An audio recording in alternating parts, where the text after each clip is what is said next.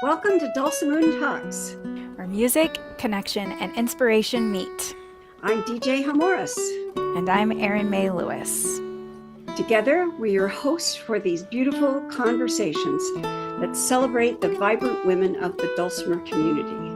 Since June of 2022, Dulcimoon Talks have brought you into the lives and stories of extraordinary women, leaders, teachers, producers, and artists who are shaping and sharing the art of the dulcimer in unique ways.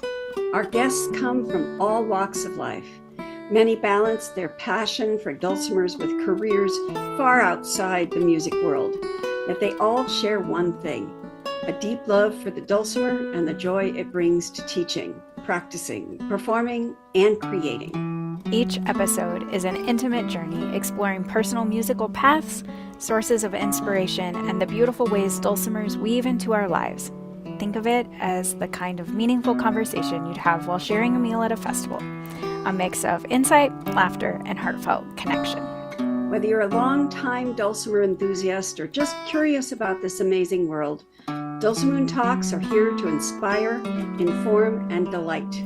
We release new talks twice monthly and are thrilled to have you on this journey with us. Make sure to subscribe and join the growing community as we honor the magic of dulcimers and the people who make them sing.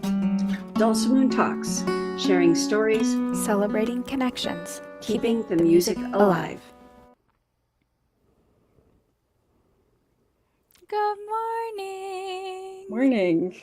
Welcome to Dulcimoon Talks. I am here with Susana Baker. If I can figure out how to push the right buttons. There we go. There she is. Good morning. Morning. So Susana, you're coming to us from the St. Louis area, right? Correct. And Susana is the 2024 National Hammer Dulcimer Champion. And we got to meet earlier this year at the Gateway Dulcimer Festival and then play together again a bit at the Walnut Valley Festival in Winfield. But we haven't really got to sit down and just I haven't got to hear your life story of music. So I'm very excited to get to chat with you a bit this morning. So thank you for being here with us. Yeah, I'm happy to be here. So we often like to kind of start it. What's the beginning? What's the beginning of you becoming who you are and taking up the hammer dulcimer and becoming a national champion at it? So wherever it makes sense for you to sort of start your musical story, I'm just going to invite you to share. Sure. Yeah.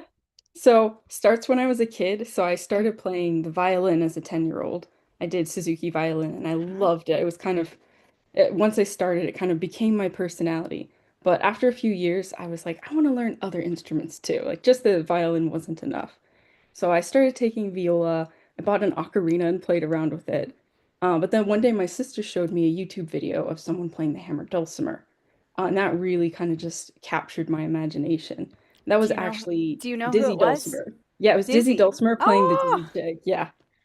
So that just captured my imagination. And I'm fortunate enough to have my parents have always been very supportive of my music. So my mom looked around and found that there was a hammer dulcimer teacher in our area. I lived in Omaha at the time. So I started taking from Jenny Wallace. And that was really a good experience for me because I was coming from this very classical background. And I liked it. I loved all my teachers and I enjoyed doing Suzuki violin. But I was kind of on the verge of starting to burn out a little bit on classical music. And through the hammer dulcimer, it can be very intense. It can be. And I think I don't have the personality, like the perfectionism that you need to really excel in the classical music world. And growing up, I always wanted to study music. So I also had teachers, I tell them I want to study this in college. So they'd start teaching me what I needed to do if I was going to play, like to audition for colleges and stuff, which that's what I asked for. But it turned out wasn't really what I wanted to play. So that was where the hammer dulcimer really came in and brought me into this completely different style of music with folk music. So it was really like a nice, refreshing change of pace, a lot more laid back, and getting to kind of decide what I wanted to play instead of what a college professor was going to one day want me to play. So that was kind of my childhood introduction to it. So I started when I was about 14. And then I played for a couple years, and then my family moved to Miami, Florida. And there was not exactly a huge hammer dulcimer community there, at least not one that we could find. So I kept Uh-huh. playing, but very much just kind of playing on my own, going through different things. And that kind Gotcha. of continued through college and career and getting married and such. But then a couple years ago, I kind of started getting back into it. It was actually after a trip to Norway and Sweden with one of my sisters.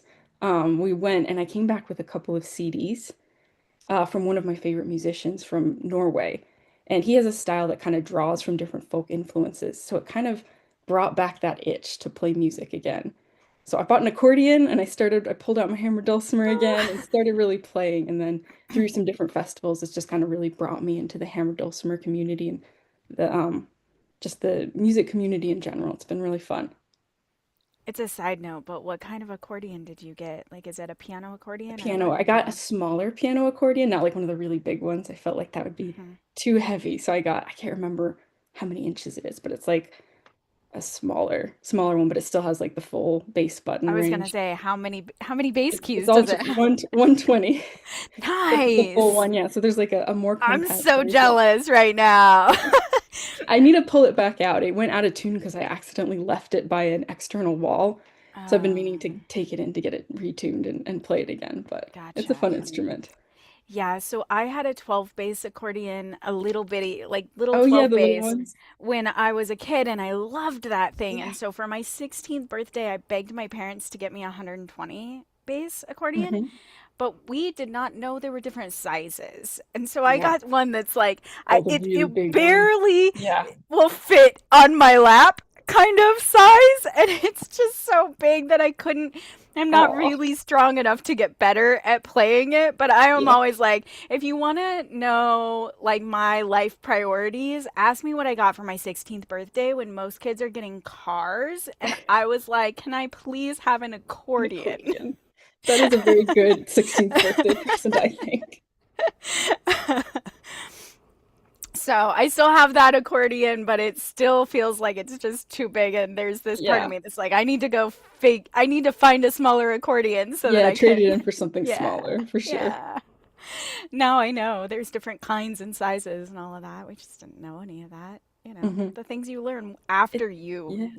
get your first instrument. It's really hard because, like, if you want a violin, you go to a violin store and they get you a violin. But a lot of folk instruments, it's so overwhelming because there's diatonic, you have to know what key to get things in, or you have to know how big, what size, all of these different things. The lack of standardization, I like that. It makes it really flexible. But for someone new into the community, it can be super overwhelming. Yeah, for sure. And how do you know if it's a good one and what does good even mean? And, Yeah, exactly. Well, and with accordions, you get into all the different tunings. And like, I still don't understand all of it, honestly, but yeah. it's cool. Yeah. So in Norway and Sweden, were you finding like hammer dulcimer players? No, so it's not quite a hammer dulcimer style. There'll be sometimes I think it's more common in like Germany and in that area. I don't Mm-hmm. really think there's much of a hammer dulcimer tradition in Norway that I've been able to find at least. Yeah. But I think a lot of it was just hearing something about the music that I was listening to just gave me Uh-huh. like that itch to start playing again. He draws from a lot of like Irish styles and American styles in his music, so Mm-hmm. that kind of helped with that. Yeah. Yeah. Good. So you picked up your hammer dulcimer again, and then what made you decide that you wanted to enter the contest? Yeah, so it's kind of a crazy fast sort of a thing because I went from not even knowing what the contest was to entering and winning it in like a year and a couple months. Because I had, as a kid I played, but I really wasn't at all tied into the hammer dulcimer community. I had Yeah. done a couple workshops when people came out to Omaha, but I'd never done a festival or like had that kind of connection. Hmm. So I went to the Gateway Festival and Mickey Sweeney was there. This was Okay. before she had won, but I heard her playing the pieces she was working on for the competition. And I was like, that's so beautiful. And then I heard her talking about this competition. So I went home and looked it up. I was like, oh, that's really cool. There's a national championship for this. And then a couple of months later, I saw, oh, she won. And that was really cool, like to give a personal connection of like, that's someone I've met, someone I've heard play. Hmm. So it kind of put that in the back of my mind. I Yeah. really was very influenced by the Dulcimer Players News has those two articles on Hmm. competing. There's like the one making the case for competing, and then the other where people have shared their experience and kind of tips and advice. So kind of those things were kind of logged away in my memory as that's something I'd like to do one day, kind of put it on my bucket Uh-huh. list, but I Uh-huh. wasn't starting to look into actually doing it or anything. Just kind of again, one of those one day sort of things. But I did want to keep improving and getting better at playing. And I also specifically wanted to do more of the old time style because I had done a little bit, but I didn't really have a super strong bass. So I started taking from lessons from Rick Thumb Mhm. because he's not too far from me. We're both in the St. Louis area. So it's nice as I love Zoom lessons and it's such a great thing we have, but there's something really nice about like going and doing it in person. Sure. Yeah. So after a And he's couple, kind oh, of the master of the old time style hammer exactly. It dulcimer was like playing. the fact that I live here and decided I wanted to learn that style was just perfect Yeah. for Meant sure. to be. Yeah. So after a couple months of taking from him in one of my lessons, he said, have you thought about competing? So I said, I thought about it, maybe, maybe I'll do that one day.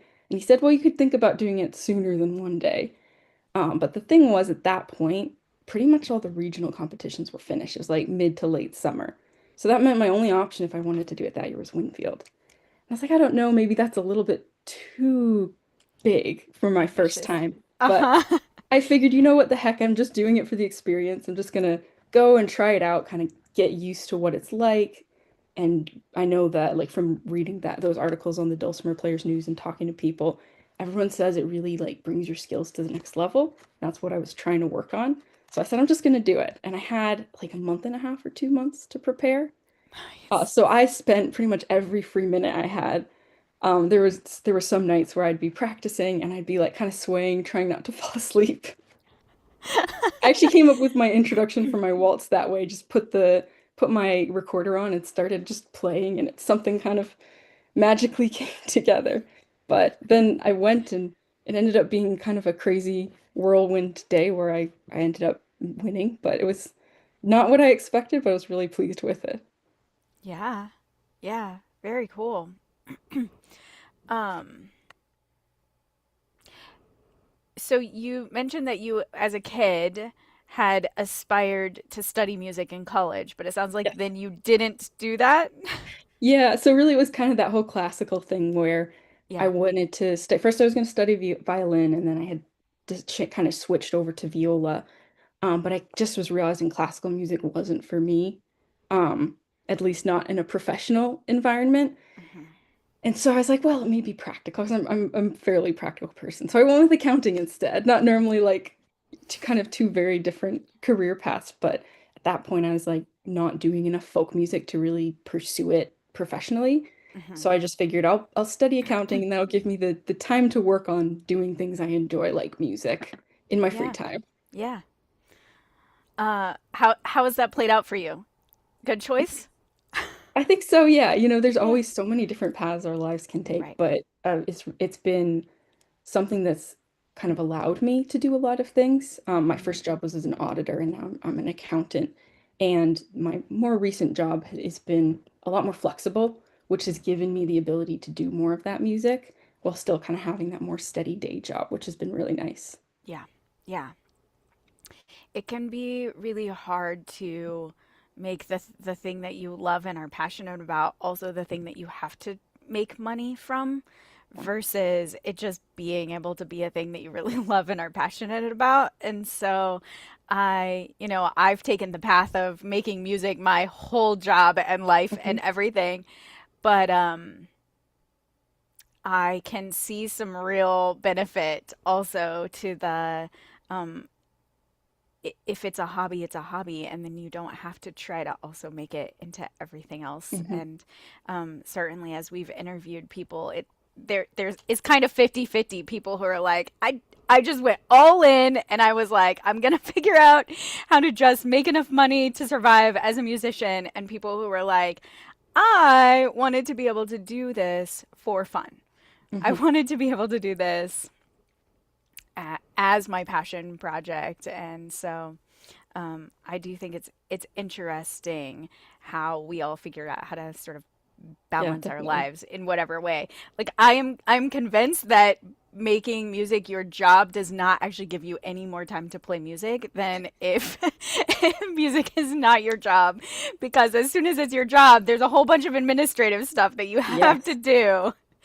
And I will say too, most of the musicians I know would really benefit from having had more experience in accounting.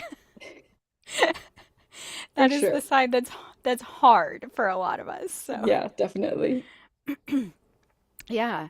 Um, so tell me more about your first hammer dulcimer teacher, Jenny West in Omaha. That's not a name I know, Yeah, but that's Jenny Wallace. Yeah. Wallace. Okay, I wrote. Yes. Oh, So thank you. she's in the Omaha area and she teaches hammer dulcimer, mountain dulcimer, like a bunch of different folk instruments. Awesome. Is she still Um there? yeah, yeah, she is. She still teaches. Fantastic. I think she has a YouTube video channel where she posts like videos of her students and stuff. Great. So she's I'm, very like she's created a pretty big kind of folk community in the Omaha area, which is pretty cool. Not every yeah, city has that kind of thing, especially when you definitely get, not. out of like fiddle, guitar, banjo, and into mountain dulcimer, hammer dulcimer, those more unique instruments. So yeah, she would teach. It was really, really nice because at that point, my parents were already, they'd got me my violin and my viola. And they're like, if you want a hammer dulcimer, you have to buy it yourself, which was a good, like, it was my first big purchase as a teenager. Yeah. But when I started lessons, she let me borrow one that she had. And so I was able to use that to make sure it was something I wanted to do. And then also while I was like saving up the money for the dulcimer. Um, and it was so cool because I would go to my lessons and coming from the more, again, classical background where things were very like there's an order to things and you were trying to be like perfectly in tune and all these things. Mhm. And she was just so laid back. It was completely like kind of a complete change in perspective for me. She'd ask me like, "What tune do you want to learn?" Or I'd start playing and then she'd pull out an instrument I had never seen before to accompany me and stuff like that. So it was really cool. Awesome. Well, yeah, that's fantastic. So I grew up in North Central Kansas, so we were as Mhm. close to Nebraska as we were to like Okay. anywhere in Yeah. Kansas, really. So, so that's I'm really excited to know that there's some dulcimer stuff happening up there. I have had a couple of online students from the Lincoln, Nebraska area, but Okay. I didn't know there was a thriving little scene in Omaha, and I'm gonna Mhm. have to go check that out. Yeah. Makes me really happy Yeah. to know that's going on. We were talking a little bit off camera about how in the Midwest, like 8 hours is like how far you have to go to get to the next place that has a thing generally, and Yeah. so it's great to know, like, oh, there's another place that's only 8 hours away from me where There there's you some go. Yeah, add dulcimer it to your stuff. list. Yeah. It it also was super nice because that was really before Zoom lessons and everything were such a big Right. deal. So Yeah. if I had, had that interest and then we'd looked up and there was no one in the area, Right. maybe eventually I would have come around to it as Zoom became more popular once I moved to St. Louis, but it was perfect. She was there at the right time. I was there at the right time that I was able to Yeah. get introduced to it. Yeah. Um, so are you still playing? I think I saw you playing fiddle some. Are you Yes. still playing violin and viola, or have you transitioned over to like only playing kind of folk styles on those Yeah, I've instruments? pretty much just transitioned to folk. I say I don't play the violin anymore and play the fiddle. So every Yeah. once in a while I'll pull out like an old Suzuki book and go through like some of my old pieces, but Hmm. mostly I really enjoy the folk style. Yeah. Yeah. That's definitely also where I have found my passion. Like Mhm. I studied classical piano a while, and there are things I love about it. Mhm. And also, when I hear like contra dance style piano or like ragtime or like old gospel piano that's Mhm. much more loose and improvised, I'm like, that's what I want to do. That that's the style I like. Yeah, for sure. So, I feel like that change also really kind of proved to me that I could be creative. Because before I was like, well, mm, I'm not like I play music, but I'm not creative. I just play what other people have written and I follow the dynamics they write. There's yeah, not really a ton of room for creativity. There's some room, but it's a little sure. bit more narrow. And then it was like a really hard adapt with the hammer dulcimer where I just get a tune and it's like, okay, make this tune your own, add some embellishments, try and do this. And it was really hard at first, but once I did it, I realized like, oh, if you have the right tools, you can be creative. Because I think a Yeah. lot of people expect to just get struck by inspiration and start writing music or embellishing things in whatever way, but it takes a lot of learning rules and learning how to follow them and learning how to break them first. Yeah. Yeah. Tell me more about your sort of creative practices now. So as you balance having a job and doing music and multiple instruments and what's your tools for making sure that you have creative stuff going on? Sure. I mean, the big thing is just making sure I have time to practice. 'Cause if I don't practice, I don't even have the chance to experiment with things. But I think one thing that's actually helped me is that I started kind of when I started back into the hammer dulcimer as an adult, I had a very limited repertoire because I had learned the songs when I was a kid, and then I played here and there, but mostly played the stuff I had already learned. So Mm-hmm. then I realized I needed to build up a repertoire. And so that meant I had to start from scratch with learning the tunes and then also making arrangements for them.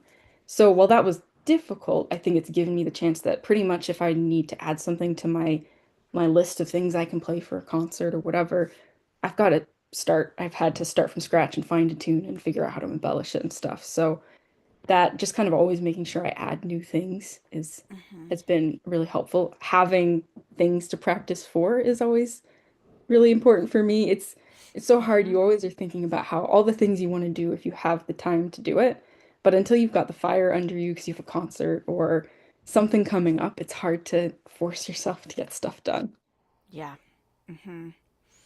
Mm-hmm.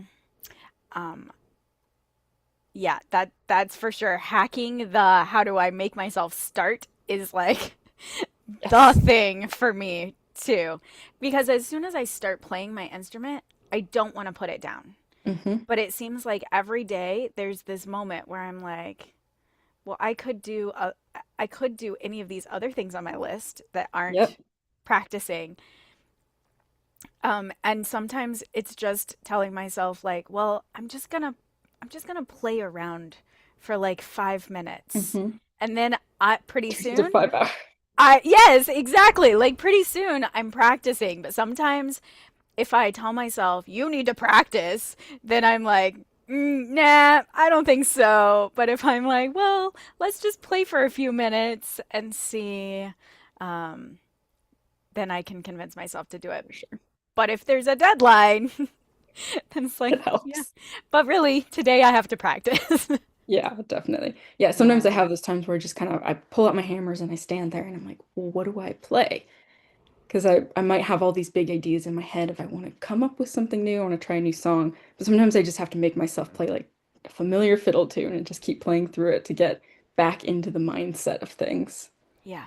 Yeah. So, what are your current sources of inspiration when you're thinking, like, oh, I need a new song to add to my repertoire? Where are you looking for A little bit of inspiration? everywhere, I'd say. So one of the big things is I like going to jams. So I go to some old time jams and I'm always learning new tunes there. Yeah. Because it's kind of a rotating crowd. There's your regulars, but then there's new people. So there's always new tunes to learn. I'm always really impressed by how many tunes these people know.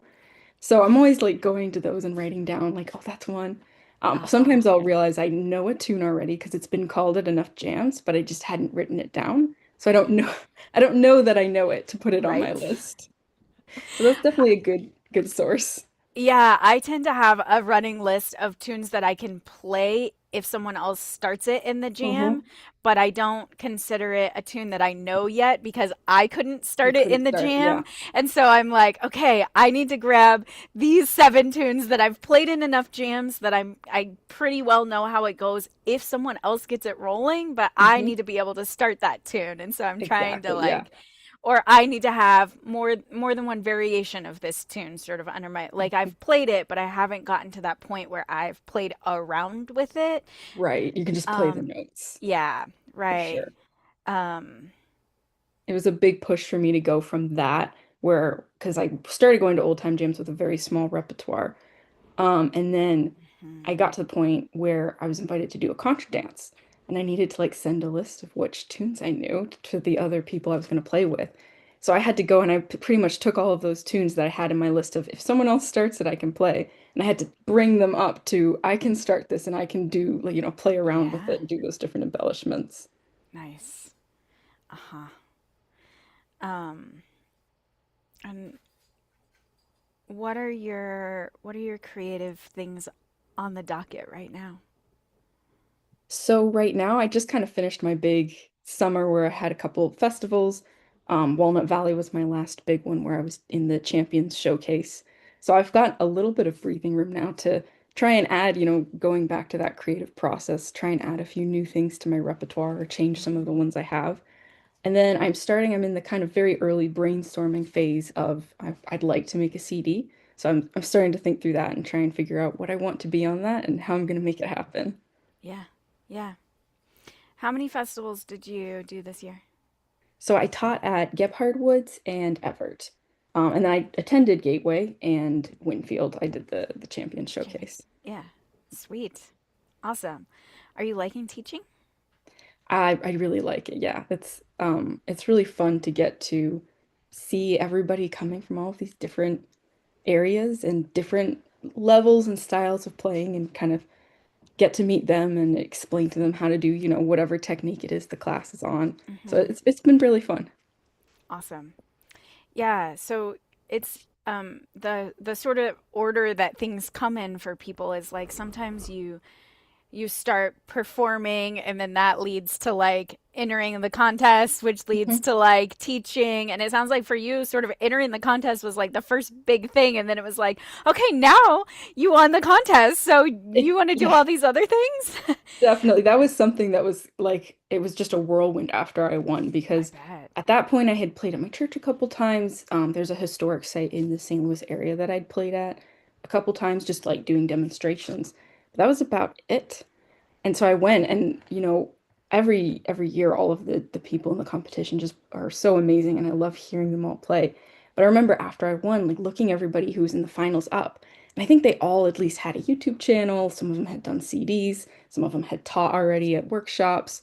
And I was like, wow, I'm really behind because I haven't done any of this stuff yet. And then through winning the contest, it kind of threw me into a lot of those things Yeah. that I got to start doing them. Yeah. So are you hoping to do more of that? Definitely, yeah. It's been a great summer, or was a great summer because it's Yeah, officially fall now. guess Um, so. but I really enjoyed. I loved the teaching. I love performing, and I like getting to go to these different festivals. At this point, almost every festival I go to, it's my first time because I had done Gateway, and then this year was my first time at Gebhard and Evert. Yeah. But those are the ones really I've done from the Dulcimer side, and then like online with uh, quarantine. So Hmm. it's fun to get to go to these festivals that I haven't been to yet. Right. Yeah. Getting plugged into the sort of the whole dulcimer scene. It's so Mhm. interesting because it simultaneously is like this tiny little underground community that no one even knows exists, but then you get inside of it and it's like this magical expansive thing where Mhm. you're like, "Oh my goodness, there's hundreds of festivals actually, and all of these people are connected through all of these different little Right. ways." And pretty soon you're like in the middle of kind of a flurry of activity Mhm. of dulcimer stuff. That Yeah. so, I definitely love how the Dulcimer community thrives in the festival environment because I think a mhm. lot of instruments you'll have enough of a community where you live that you just are kind of in that community. But we have to all Yeah. band together across the geographic areas. But I think it's a lot more fun than just staying where you are and you get to meet people from all over the country. And I love getting to see someone at one festival and then I go to another. I'm like, I recognize you. You weren't you at that other one? Yeah. Yeah. Yeah, that's very cool. Well, I am excited that I got to meet you at one of those festivals and Yeah, that for we got sure. to, yeah, that we got to play together a bit. And we're like 8 hour away neighbors. So Yeah.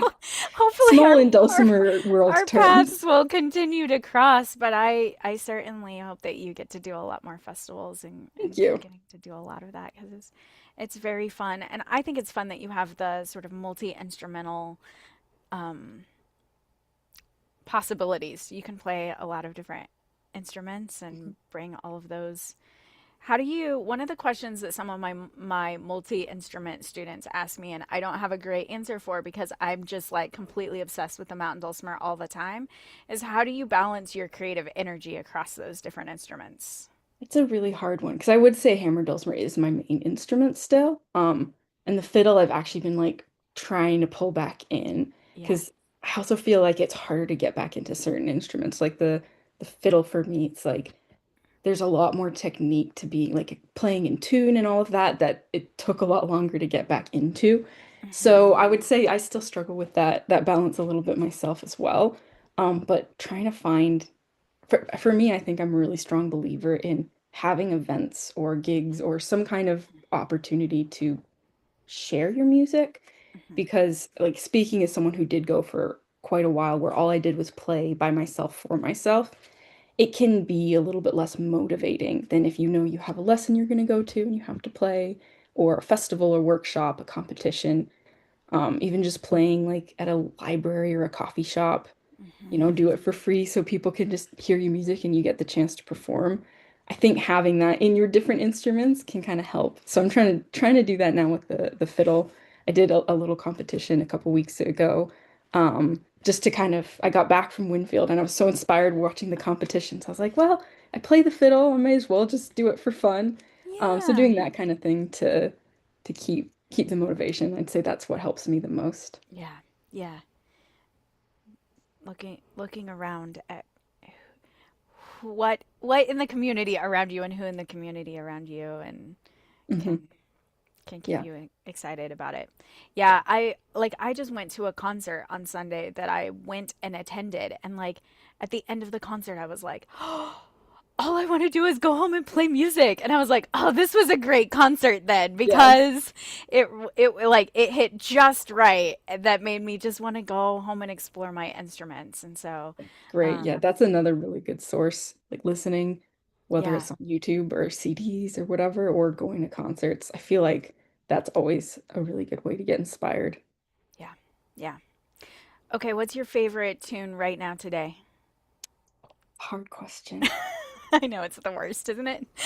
I still have that when someone asks me a tune, my mind goes blank and I can't remember any of the tunes I play. That's why I write them down.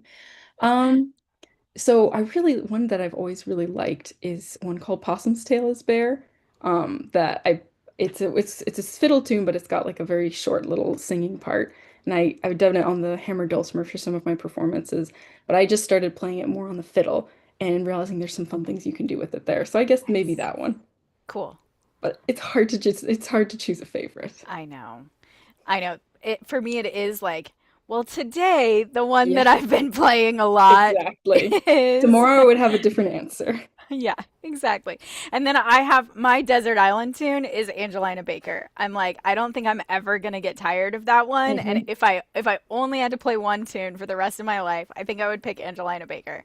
Nice. Um, so I do have that, but I wouldn't say it's always my top favorite tune. It's just the Hmm. one that I never get tired of, you know? Yeah, there's a difference. Yeah. Yeah. Okay. Any final thoughts you want to leave us with? Not off the top of my head.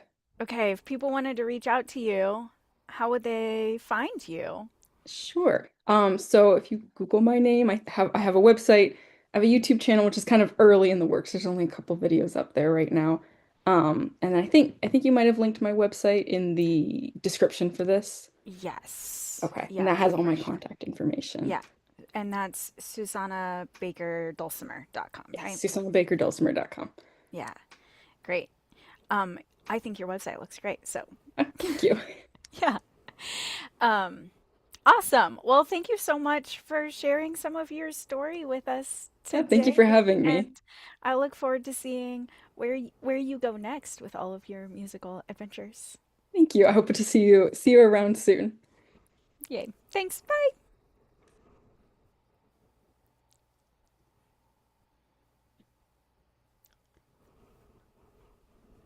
Yay.